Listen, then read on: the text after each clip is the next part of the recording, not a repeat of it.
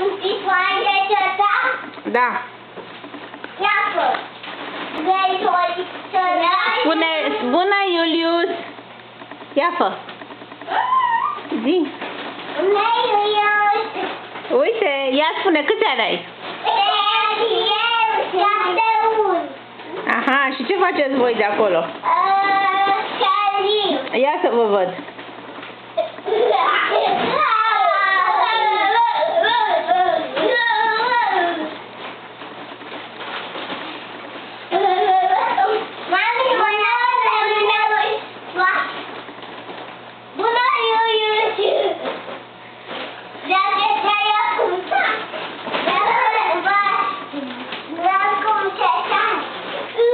Gata, nu vă mai urcați în picioare, numai în funduleț.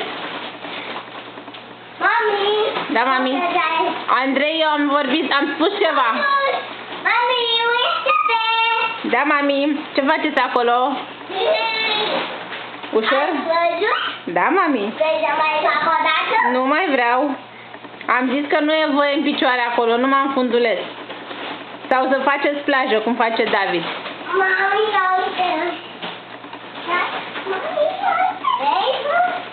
Nu e voie. Nu e voie așa.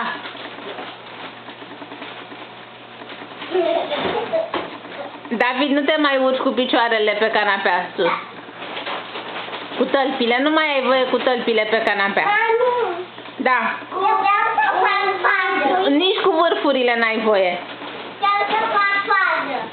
Ce vrei să faci? Fază. Puzzle? Nu. A, plajă? Vreau să mă simt. Așa cum face David?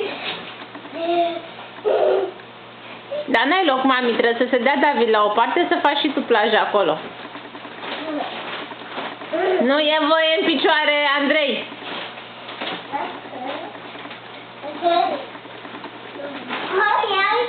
Da, mami, te văd.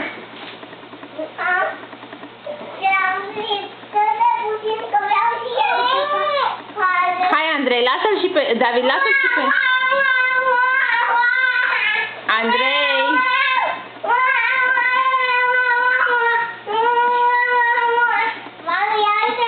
Da, mami, acum lasă-l și pe Andrei, să văd dacă Andrei știe să facă plajă.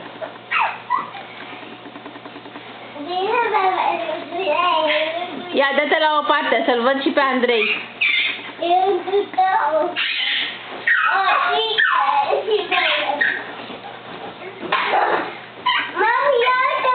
Da, mami, te văd. Gata, nu mai săriți că sunteți transpirați. Mami, aici pot să pun călcuiul? Da, mami. Și aici? Nu? Aici? Nu? Aici? Da. Mami, pot să pun călcuiul aici? Da, mami. Ăla-i vârful, mami, nu-i călcâiul.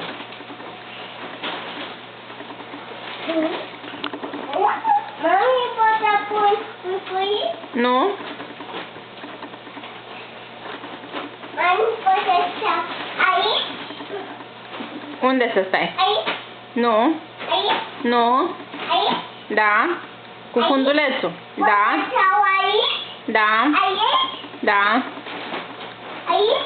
Nu? Mami, uite-mă!